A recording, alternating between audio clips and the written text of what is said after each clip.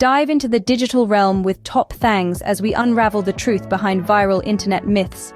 Subscribe now, don't miss the mystery. Debunking the dark web myth. Welcome back to TopThangs, where we are debunking the most popular internet myths. We begin our journey into the digital realm, and now it's time to shed some light on the mysterious dark web. Often painted as an ominous underworld of the internet, the dark web is a part of the World Wide Web that's not indexed by regular search engines. It has a reputation for being a breeding ground for illicit activities and a haven for those seeking anonymity. But is it all as sinister as it's made out to be? The dark web is accessed through specific software like Tor or the Onion router, which allows users to browse with increased privacy. This encryption tool isn't inherently evil. It's used by journalists and activists in oppressive regimes, individuals who value privacy, as well as law enforcement agencies for covert operations. However, like any tool, it can be misused. Certain parts of the dark web do host illegal activities, such as cybercrime, drug trafficking, and other forms of illegal trade. But it's important to remember that these activities represent a small fraction of the total use. So, is the dark web the internet's underworld? Yes and no. It's a tool that can be used for good or ill, much like the rest of the internet. It's a space of light and shadows, where the scales of good and evil balance precariously. Stay tuned as we unravel more internet myths in our next segment. Remember, not everything you read on the internet is true. Sometimes it's just a matter of perspective. Unmasking the social media algorithm myth. Welcome back to TopThangs. After plunging into the depths of the dark web, we now turn our gaze to something that's part of our daily lives: social media. It's time to unmask the myth of the all-controlling social media algorithms. The algorithm is often portrayed as a puppet master, pulling our strings and dictating our online behavior. But is this really the case? To understand this, we first need to understand what an algorithm is. In simplest terms, an algorithm is a set of rules that a computer follows to achieve a particular goal. In the case of social media, these rules help to decide what content shows up on our feeds. These algorithms are designed to show us content that we're likely to engage with based on our past behavior. This can create a so-called echo chamber, where we're only exposed to views and content that align with our own. It's important to remember, though, that these algorithms are not sentient beings with a will of their own. They're tools, created by humans, designed to optimize our engagement on these platforms. Do they influence our behavior? Yes, to a certain extent. They can shape our online experience by curating the content we see. But do they control us? That's a bit of a stretch. While they can nudge us towards certain behaviors, we still have the final say in what we click, share, or like. In conclusion, while social media algorithms can influence our online experience, it's important to remember that we're not helpless in their grip. We have the power to shape our own social media experience by being conscious of our online behavior and making informed decisions about what we engage with. Stay tuned as we continue to debunk more internet myths in our next segment. Remember, not everything that glitters on the internet is gold. Sometimes it's just clever coding. Debunking the myth of dead online privacy. All right, folks, on to our next myth: the death of online privacy. In an era where data breaches, surveillance, and targeted ads are commonplace, it's easy to believe that privacy on the internet is a thing of the past. But is it really? Let's start by understanding what online privacy is. It refers to the level of privacy protection from the collection, use, and the disclosure of our personal information on the internet. It's a fundamental right, and it's something many of us value. Now, it's true that there have been numerous high-profile data breaches in recent years. It's also true that many companies collect our data to target us with ads. But does this mean that online privacy is dead? Not necessarily. While these incidents do point to serious issues with how our data is handled, they don't mean that we don't have any control over our online privacy. There are measures we can take to protect our privacy online. For instance, we can use encryption tools, VPNs, and privacy-focused browsers and search engines. We can also be more conscious about the information we share online and who we share it with. Furthermore, there have been significant developments in data protection regulation in recent years. Laws such as the EU's General Data Protection Regulation, GDPR, and California's Consumer Privacy Act, CCPA, are designed to give individuals more control over their data and to hold companies accountable for how they handle it. So, while our online privacy might be under threat, it's certainly not dead. It's up to us to take steps to protect it and to hold companies and governments accountable for respecting it. Remember, knowledge is power, and the more we know about our online rights and how to protect them, the safer we will be. Stay tuned for our next segment, where we will continue to debunk more internet myths. Remember, the internet is a lot like an iceberg. There's a lot more going on beneath the surface than you might think. Unmasking the AI apocalypse myth. Moving on to our next internet myth, the AI apocalypse. The idea that artificial intelligence will one day become so advanced that it will take over the world is a popular one. But how grounded in reality is this fear? Let's delve into it. First, we need to understand what AI is. AI, or artificial intelligence, is the simulation of human intelligence processes by machines, especially computer systems. These processes include learning, reasoning, problem-solving, perception, and language understanding. The fear of AI taking over the world primarily stems from the concept of singularity. This is a hypothetical future point in time when technological growth becomes uncontrollable and irreversible, leading to unforeseeable changes to human civilization. Most notably, this concept often includes the idea that AI will become self-improving, leading to rapid growth in intelligence that surpasses human control. But how likely is this scenario? Most AI experts agree that while AI is advancing rapidly, we're still a long way from creating an AI that could pose such a threat. Currently, AI is good at specific tasks, but it lacks the general intelligence and consciousness that humans possess. Moreover, the AI community is actively working on ensuring the safe and beneficial use of AI. Organizations like OpenAI have committed to making sure that artificial general intelligence, AGI, benefits all of humanity.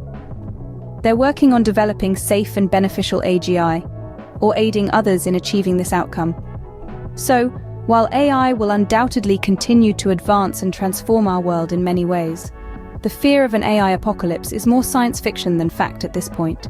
It's crucial to stay informed and understand the realities of AI, rather than getting carried away with sensationalized myths. In our next segment, we will continue to debunk more internet myths and explore the fascinating world beneath the surface of the online world. Stay tuned! Moving on to our next internet myth, the perceived criminal connection to cryptocurrency. The belief that cryptocurrencies are predominantly used for illicit activities is widespread. But how accurate is this assumption? Let's explore. Cryptocurrency, in its simplest form, is a type of digital or virtual currency that uses cryptography for security.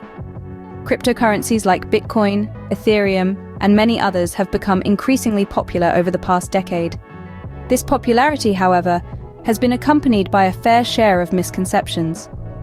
One of the most common is that cryptocurrencies are primarily used by criminals due to the anonymity they provide. While it's true that cryptocurrencies have been used in illegal activities such as money laundering and buying illegal goods, it's important to note that this is not their primary purpose. The vast majority of cryptocurrency transactions are legitimate. Many people use cryptocurrencies for a variety of legal purposes, such as investing, sending money overseas, or even buying a cup of coffee. Some businesses have even started accepting cryptocurrencies as a form of payment. According to a 2020 study from the blockchain analytics company Chainalysis, less than 1% of all cryptocurrency transactions were associated with illegal activities. This is a far cry from the image often portrayed in the media. Moreover, it's worth noting that traditional forms of money, like cash and credit cards, are also used in illegal activities. The anonymity provided by cryptocurrencies is not unique to them, and it doesn't make them inherently criminal. So, while cryptocurrencies can be used in illegal activities, they are not just tools for criminals. They are innovative technologies with a wide range of legitimate uses. As always, it's important to stay informed and understand the realities behind the myths. In the next segment, we'll continue to debunk more internet myths and explore the fascinating truths hidden beneath the surface of the online world. Stay tuned. Unmasking the myth of complete online anonymity. Jumping right into our next internet myth, the perceived complete anonymity online. It's a common belief that we can hide our identity and become entirely untraceable while surfing the web. But how much of this is fact and how much is fiction? Let's dive deeper. The internet, in its vast expanse, does provide tools and means to obscure our identity. We have virtual private networks, or VPNs, which can hide our IP address, making our online activities harder to track. We also have anonymous browsers like Tor, which further enhance our online privacy. But does this mean we are completely anonymous? Not quite. Every click, every search, every website we visit leaves what's called a digital footprint. These footprints can reveal a lot about us, our interests, habits, even our location. Moreover, many websites use cookies to track our online behavior. Even if we use a VPN or an anonymous browser, cookies can still track our activities on individual websites. And let's not forget about the information we willingly give up. Social media profiles, email addresses, online shopping, all of these require us to provide personal information. So, while it's possible to increase our privacy online, complete anonymity is a myth. It's important to be aware of our digital footprints and take steps to protect our online privacy. In the next segment, we'll continue to debunk more internet myths, shedding light on the realities of the digital world. So don't go anywhere, stay tuned. Welcome back, folks. As we continue to debunk internet myths, let's tackle one that's been a hot topic for quite some time. Myth number 7. The internet is destroying our brains. In our society today, we're constantly plugged in. Our smartphones are always within reach, and social media notifications seem to be an ever-present part of our lives. But is this digital dependency causing harm to our brains? It's true that our online habits are changing the way we think. Studies have shown that the internet can affect our memory and attention spans. This phenomenon is often referred to as digital dementia, where overuse of digital technology is resulting in the breakdown of cognitive abilities. That being said, it's not all doom and gloom. The internet also provides a wealth of information at our fingertips. It offers opportunities to learn and grow in ways that were unimaginable before its existence. It's a tool, and like any tool, it's all about how we use it. So is the internet destroying our brains? The answer isn't a straightforward yes or no. It's changing our brains, yes, but destruction is a strong word. As with many things in life, balance is key. Stay tuned as we continue to unravel more viral internet myths. Next up, we're going to explore the popular belief that you only use 10% of your brain. Don't miss it. The hidden costs of the internet. Welcome back, Mythbusters. As we continue our journey into the world of internet myths, let's discuss a common misconception. The internet is free. Now, on the surface, it seems like the internet is free. You can browse countless websites, use numerous apps, and even stream movies without having to pay a dime. But is it really free? The answer is a resounding no. When you're using the internet for free, you're actually paying in a different way, with your data. Every time you visit a website, use an app, or even just browse online, you're sharing personal information. This can include your location, your browsing history, and even your personal preferences. And where does this data go? It's collected by companies, who use it to tailor ads specifically to you. Ever wonder why you see ads for products you've just searched for? That's your data at work. Moreover, a free internet connection often comes with its own costs. These can include limited bandwidth, slower speeds, and even potential security risks. So, while the internet may seem free at first glance, it's important to remember that there's often a hidden cost. Stay tuned as we continue to debunk more internet myths. Up next, we're tackling the popular belief that you only use 10% of your brain. Don't go away. Welcome back, fellow Mythbusters. As we continue our journey, let's delve into another internet myth that's been making rounds. The internet is making us lonely. This belief has gained popularity, with people often blaming social media and digital communication for increasing feelings of isolation. But is the internet really to blame? Let's break it down. The internet, especially social media platforms, were actually designed to connect us, to allow us to share and engage with people from around the globe. It's a tool, and like any tool, its effects depend on how we use it.